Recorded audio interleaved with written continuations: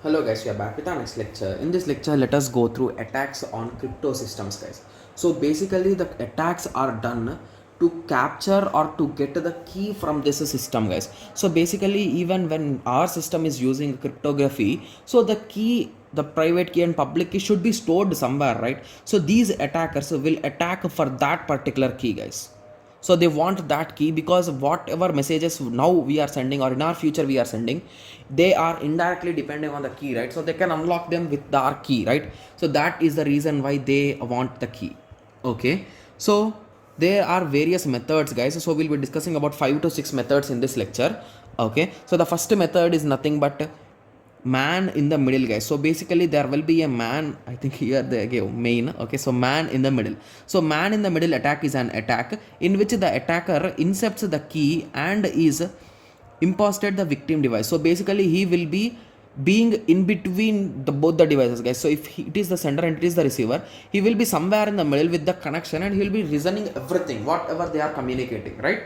Yes, so that is the concept of man in the middle, guys. So for the victim side, encrypted communication will appear normally, but an attacker get encrypted messages. So he'll be getting the encrypted messages, decodes, encrypts and sends to original intended recipient. So man in the middle attack can prevent with the establishment of public key with a digital signature. Okay, so using that you can lock the thing. Okay, yes. So similarly we are having correlational attacks also. So correlational attacks are also known as divide and conquer attacks. So in cryptography, correlational attacks are a class of known plain text attacks for breaking the stream cipher whose key stream is generated by combination of output of several linearly feedback shifting registers using boolean functions. So basically here in correlational attack, so whatever key is there or whatever the cipher text is there, we will be breaking it into multiple places and which will not be a use for both of them, guys, and it just creates a confusion and the attacker could use it for his potential use. By using some feedbacks he can understand the message. So that is the major thing here. Okay, so correlational attacks are a collection of brute force method which exploits a status. Okay, so that's all about this correlational attack, guys. Okay, so similarly dictionary attacks.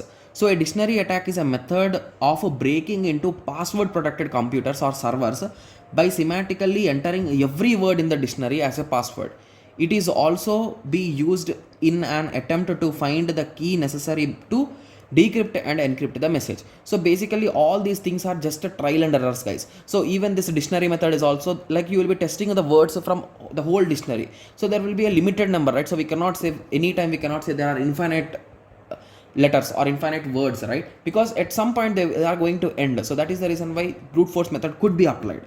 It might take time, but it is possible, right? Yes, so that's what we'll be considering here, and it is possible. Similarly, timing attacks. So timing attacks are nothing but you will be capturing the session of the users, guys. So in timing attacks, a attacker catch secretly about the victim's session, that's what I was saying, and use statistical analysis of patterns and making the timing as strokes, and basically he'll be identifying the things, guys. Okay, and defending against attacks. So encryption is considered as important tool to protect the confidentiality of information that are transmitted or stored. Okay, so basically we will be using the defensing algorithms, that is nothing but our encryption and all those things to secure from all these things. Okay, yes. So I hope everyone got some basic idea, guys. I think I did not explain this in depth because I did not write the notes for it, guys. So that is the reason why I just gave you an overview here. Okay, so I hope everyone got some basic idea at least, right? Yes, so at least you can remember the names and you can write on your own like what is the issue, right?